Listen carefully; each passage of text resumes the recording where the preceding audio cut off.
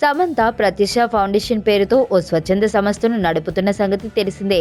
అసలు ఈ సంస్థ స్థాపించడానికి గల కారణాలు స్వయంగా చెప్పింది సమంత. లక్ష్మీ మంచు మేము సైతం కార్యక్రమంలో పాల్గొన్న సమంత ప్రత్యూషకు ఎలా బీజం పడింది వెల్లడించింది. ఇంతకీ ఆమె ఏం చెప్పిందో సమంత మాటల్లోనే.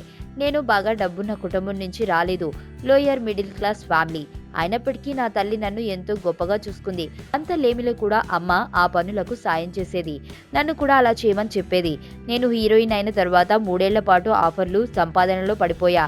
అయితే 2012లో నా జీవితంలో చోటు చేసుకున్న సంఘటన నన్ను మార్చేసింది. అప్పుడు తానేం చేస్తున్నానని ఆలోచించా. నేను జీవిస్తున్న విధానం సరైనదేనా అని ప్రశ్నించుకున్నా. అప్పుడే తాను ఉన్నా లేకున్నా తన తల్లి చెప్పిన మాట బతకాలని భావించా. అందుకే ప్రతిష్ట ప్రారంభించా. దీని ద్వారా చేతనైనంత సాయం చేస్తున్నా.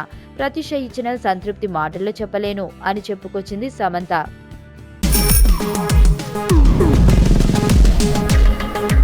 ప్రపంచంలో ప్రతి ప్రేమ కథ మధురంగా ఉంటుంది. మనది మనకు మరీ అద్భుతంగా ఉంటుంది. నా ఫీలింగ్స్ ఎక్స్ప్రెషన్స్ అన్నీ పేపర్ మీద రాసి తనకి ఇస్తాను రా.